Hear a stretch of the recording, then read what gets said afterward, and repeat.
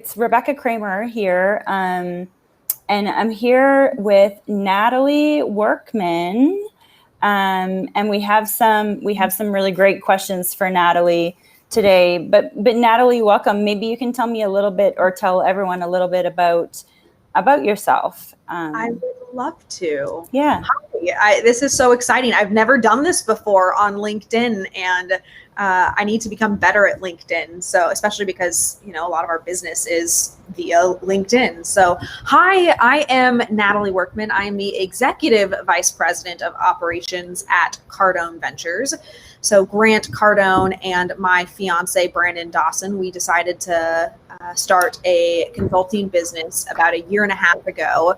We met Grant and Elena at an event that they threw called Growth Conference. And we pitched them the idea. This has been our expertise. I've been in this space now for 7 years. Brandon has been in it for 25 years. And we help business owners scale and grow their businesses. And so we get to do that each and every day with Cardone Ventures, and have been growing this team strong for the last 18 months. And you guys have actually been growing even more, I feel like. Since COVID, there have been some businesses that have adjusted and done amazing, and some that maybe haven't adjusted. And I think that you guys are one of the ones that have been able to adjust. And have you guys have seen some pretty significant growth since COVID? Yes, we have. Prior to COVID, we had 11 team members. And during COVID, I personally hired 21. So we are up to 32 team members right now. And I think we'll end this year at around 40, which was our goal prior to going into COVID when we did the forecast for last year. So we are right on target with what we wanted. And there was a pandemic during all of that. So that was remarkable. Exactly. That's amazing. So now some of the things that you're really good at. So I follow you on Facebook. You have a group called People Skills, 10X People Skills, where you go live on a regular basis and give us tips and tricks and ideas for teams, really. So recently you posted a video, or you actually live streamed a video that was related specifically to culture and the culture of your team. And I just was wondering if you can, I guess, speak a little bit more about how you're managing that during this time. My own self personally, I have, so prior to COVID, I had a team that we had an office. Now we're all working from home. And so culture's a little challenging. Mm-hmm. Yeah, culture in a virtual environment is entirely different than in an office environment, as you well know. In a virtual world, you have to have many more touch points with your team because you're not actually there able to understand where the roadblocks are, where the challenge points can be, where there are successes. And so as a leadership team, we made a decision very early in COVID to start implementing a morning all team meeting. So the entire Cardone Ventures team hops on the call at 8:45 every single morning. That is a huge cultural touch point. And in the Facebook group that I have, I go into the thought that goes behind all of our cultural touch points. Things don't just happen. We don't just do things to try them out. There is a specific need for what it is that we're putting into the culture, the meetings that we create, the different team dynamics that we have. A lot of my background has been organizational development, which is essentially how do you set up organizations from a cultural, from an operational, and from a financial standpoint. You have to have those three in order to create the result that you're looking for in the business. And so that team meeting is a huge one, as well as the other touch points that we have throughout any given day that allow for our team to extend with this culture, this 10X mentality, not just, in a physical environment, but also, I'm here in Arizona, the team's in Vancouver, we have team members in. Yeah, and I think it's definitely a challenge right now to actually bring people together. But if you're having consistency and if you're doing the same thing all the time, then, of course, there's going to be positive results for sure. Another question. some of my networking group or the group. So I'm taking Cardone University, and I went to the boot camp and have also decided to join the accelerator program. Awesome. And there seem to be some similar questions coming up. How have you gotten to this point in your career? People really want to figure out how to replicate. How have you been able to get to this point? How have you been able to see so much success? How have you been able to grow and scale? During this time, especially. What people are looking for right now is certainty and confidence. And in a time where it's difficult to be a leader with, cancel culture and there being so many taboo topics, we're in the middle of an election that still hasn't been decided upon. People are looking for people in their environment, in their communities that have certainty and that can create confidence. And so what that translates into for our team and for me personally is creating the discipline in myself so that I am confident in who Natalie Workman is and how she shows up each and every day, that then translates into our clients feeling like, okay, they know how to execute these things. They know how to create goals, work hard after them, potentially even fail. Look, we've had just as many failures as we've had successes, but we're so transparent about what we're going after, and we don't let ourselves off the hook in order to push forward, which creates confidence in the businesses that choose to work with us and trust us, because at the end of the day, they know how dedicated and committed we are in order to make these things happen. And so I feel like leaders right now who are looking at, how do I adjust in these uncertain times? You have to be comfortable enough to say, this is the direction that I'm taking. I'm going here, come hell or high water. And at the end of the day, when they see that you're doing that, that will reinforce the type of environment and people that you're looking to do business with, that you're looking to hire. Sorry for interrupting. I was just agreeing. Absolutely. I mean, and some of the things that you even just mentioned that I seem to hear a lot recently from very successful people is the discipline. There's so many days that it's just so hard to keep going, especially with the way that the world is right now. But discipline and showing up and making sure that you just keep going. That's certainly important. So we have some comments in the chat. So Jose says he's a big fan of Natalie and Brandon. Kareem says, so true, me too. And then Han loves the topic.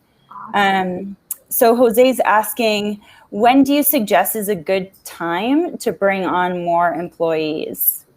Yeah, so, this obviously depends on where you're at in your business life cycle. If you are the only employee and you are a solopreneur at this moment, the way that we go about going and adding new team members is the first step you take is writing down the buckets of everything that you're doing. If you are in a startup mode and you are the only team member, you need to have full clarity on where it is that you are spending your time so that you're aware of what additional help you need. It's likely looking like you are sales driven. You are maybe you have a little bit of HR, potentially some IT things. But in an ideal scene, if you're the only team member that the business is surviving with, you need to duplicate. The second position that you duplicate is always a salesperson. It is never the administrative stuff, because that is just going to take the cost structure and add to it instead of expanding the revenue line. If you're, so that's my number one tip for any solopreneur. You need to find a salesperson who you can train their product. You can help them understand what makes your business and your service the thing that they can sell, and then push on them hard in order to create additional revenue in the business. If you're not in a solopreneur scenario and you have a team already and you're wondering, is now the time, is it not the time? Expansion at all costs for us is something that we very much believe in, but we always keep our profitability at least 60%. So we know what those numbers look like when our revenue and monthly spend comes in, that we're looking at the P&L and we're saying, okay, if we're at 60%, then we're good and we can forward invest in team members. If we're below 60% with our existing cost structure, we're not going to be adding any team members at this time. So at that point, if you were below, you would do what it takes to get up to that point and then adjust, or hire that salesperson so that you can move up to that point. Yeah, business is such an interwoven web between marketing, between sales, between production. So ultimately, you have to look at what side of the business needs additional support. If you don't have a flow issue, this is one thing that we always teach our business owners. Every single business breaks down, no matter what type of business, if it's e-commerce, if it's brick and mortar. Every business has three components. It's flow, meaning the people that are in your business, your customers that are coming in. It is retention. So are you able to actually retain them once they are in the door, once they're on your cart? And then your ability to convert them. So it's flow, conversion, and retention, those three elements. You need to look at the business to say, okay, do I have a flow issue? Do I not have enough customers coming in the door? If that's the case, then that's a marketing piece. So that next person might not just be somebody cold calling. It might actually be marketing in order to drive more flow into the business that would allow for a salesperson or your sales process to convert them.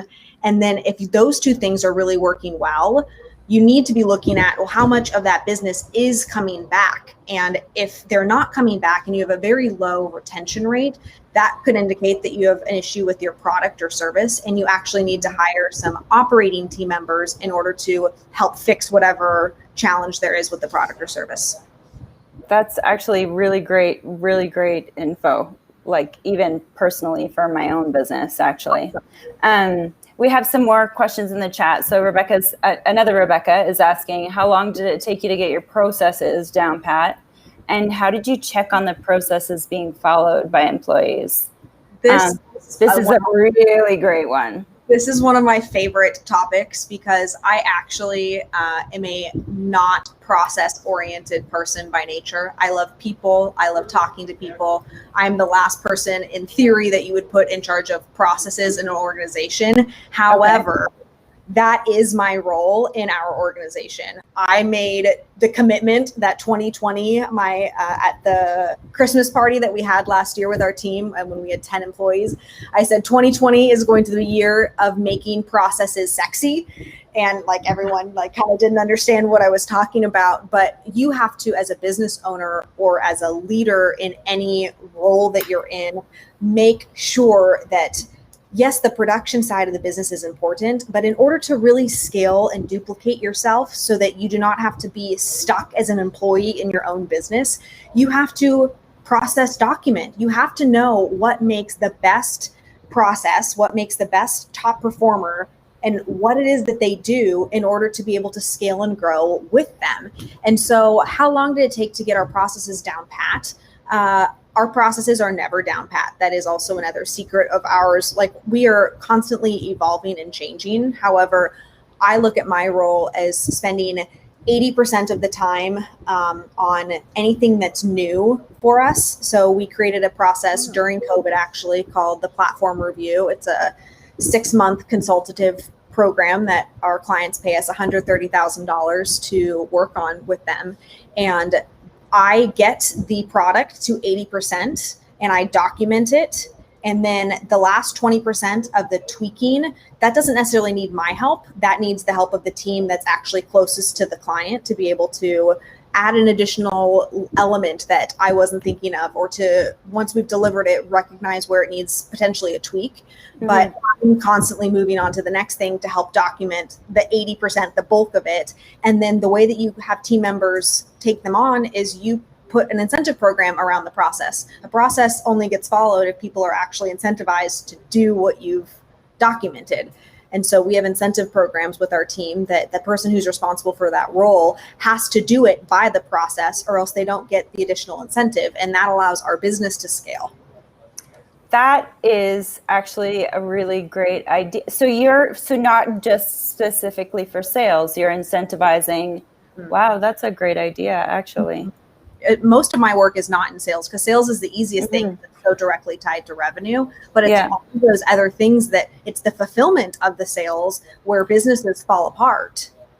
So true. It's so true. Like, it doesn't matter how great your sales team is if you can't fulfill. It's the most expensive thing ever, because then you're consistently having to refill with brand new. Yep. And that's where, having products that are profitable is very important, and not having money be an issue when you are a business owner setting prices. You have to be able to have that profit so that you can not only incentivize your sales team member, but there has to be an additional amount that's left over for the service team to create incentives around non-revenue generating events, but events that are still key drivers to make the business successful. They're key drivers in continuing to keep customers or keep clients and have good reviews and have absolutely. That's huge. I'm gonna figure that out after this, I think. So another question for you, Gunther is asking, so Cardone Ventures content about scaling is great. What's the one skill that you would always look at when it comes to a new hire? The baseline for us, we talk about the idea of skill versus will. So we will hire somebody if they have the will to learn, which always everything comes back to process documentation, which is why, I made the declaration that I did at our Christmas party. But we can take anybody who doesn't have a college degree, who doesn't necessarily know marketing or finance, and we can show them through the process documentation that we have, but they have to be willing in order to increase their skill level. Ideally, we're hiring people who are both willing and also already have the skills, but we're not going to let that be a handcuff on our business. So we create the processes. Team members have to be willing to go after their role with everything that they have. And it is so clear in an interview process when you have a candidate who will do that versus when you don't. And when you think about an interview, that is the opportunity for them to be able to set the trajectory of their next 2 to 5 to who knows how long for their financial career, for their professional career, for everything in their life that is tied up, how they take that interview process and follow up, how they show up, if their camera is ready, if they have been sending proper emails. Like, all of those small things are such an indicator if they are going to be willing to do what it takes to be on our team in order to learn the skills that are necessary to be a top performer in our business. We have a very intense culture. We have a very celebratory culture. I mean, this culture at Cardone Ventures is my pride and joy. I spend a good portion of my time making sure that this business is set up with its foundational team members in a successful manner. And the way that we do that is through having really tough conversations on the front end and being choosy about which team members are going to represent and move our brand forward. So recently, I actually, so I've for a long time, actually, part of my hiring salespeople, part of that process is actually just waiting after the interview for them to say thank you for the interview, for them to reach out.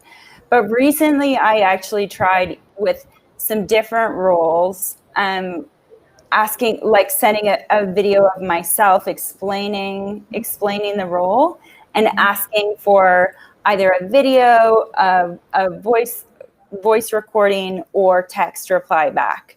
So I actually found that worked amazing, because the people who wanted the job bad enough turned on their camera, even if it was multiple takes or multiple videos, they did whatever it took, whatever was necessary to get that to me. And because of that, I've been able to find more successful people, I think, for sure. I think that's awesome. one of my favorite books that Grant Cardone has written is Sell or Be Sold. And the premise is the title of the book. You are either, at any given point in time, you are either selling somebody on what you want, or somebody is selling you on what they want. And this is as simple as going out to dinner with your friends, or bigger decisions about where you're working and the job that you're doing. And so when you think about your applicant process, there is this balance where if you have a really great applicant, you are selling them on why they want to work with you. However, if you don't have a great applicant, they need to sell you. And so for us, we were implementing the video strategy for a while, but Cardone Ventures in the Pacific Northwest market that we were hiring in, it wasn't competitive enough to really have people who were selling us on them. We need to sell them more. And so we found that it was a deterrent for us, so that we added it to a second step in the process to kind of validate how well they would do. And then I would work harder in the first interview, if I was really excited about the candidate, on selling why we are an excellent place to work. That makes sense.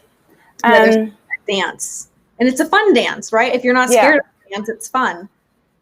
Yeah, exactly. I feel like you get to learn a lot about not just the candidate learning about the role, but also like both ways, if it is a bit of a process like that. Yeah. So another question that I wanted to ask you, that someone, and I don't remember who chatted this morning. What do you help to reduce outside influence of stress? Because I think, as business owners, especially when or solopreneurs, or whoever, I guess whoever for that case, it's really hard. There's lots of stress, lots of outside influences that are impacting, and, hard to kind of push it away and keep going and not have it affect your everyday. I do this in a couple of ways. I am so protective of my environment to an extent that got a lot of results through COVID, and has taught me that I will continue to have this discipline in my life. First thing is, I do not watch news. There is none of that outside noise that is going to impact what I'm going to do each and every day.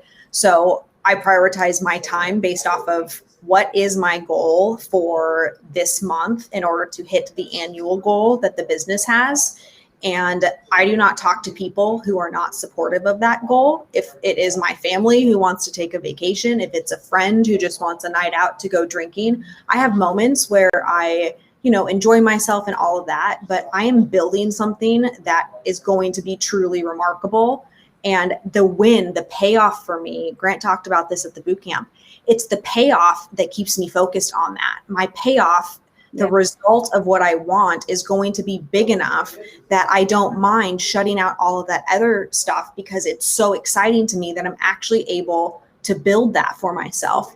And that starts with believing it, first of all.